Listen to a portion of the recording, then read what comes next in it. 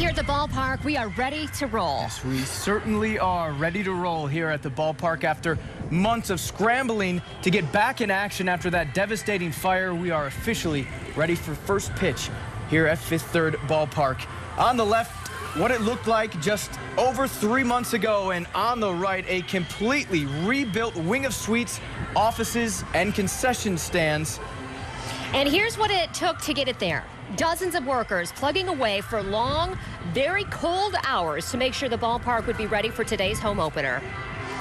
As you can see, that hard work paid off. It's truly been an amazing transformation. I'll say. 24 Hour News 8's Joe LaFurgey talked to one of the people responsible for getting Fifth Third ready for opening day. Joe? Hey, Emily, Casey, good evening, and we're right on the concourse along the first baseline. You can see the crowd's just streaming in. They've been coming in here for the last hour and a half like this.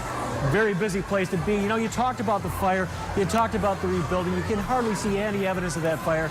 We did find a little bit. We're in the, again, first base concourse. You can see some scorch marks in the concrete up here by the seats. But really, we're right under where that fire started back on January 3rd. If you were driving past the ballpark that day, if you were watching our coverage, you might have had some doubts about this home opener. But baseball is back, and this park is definitely back. Go Whitecaps!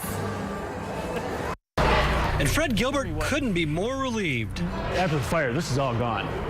After the fire, after the cleanup, everything from here that way was completely gone. Gilbert is Wolverine Construction's clutch player when it comes to getting this park back in action. This isn't Gilbert's first stint with the Whitecaps. He was here when the ballpark was built in 1994.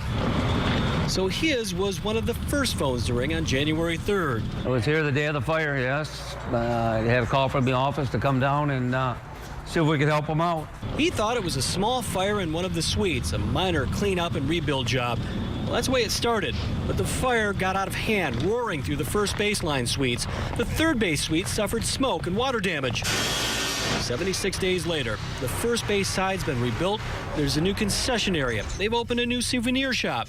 They're still working on a few of the suites, but they'll be done in time for the Midwest League All-Star game in June. Just a lot of experienced people doing their thing and making sure it got done right. No one got hurt in the fire. The owners have insurance and actually cleared space and moved up the timetable for some planned renovation. But for West Michigan baseball fans, it was like losing a friend. But today, that friend is back. This will be the biggest and most emotional opening day for us since 1994. Those sub-zero temperatures slowed the crews down a little bit, but they plowed through, they got it done, and it's opening day. Back to you.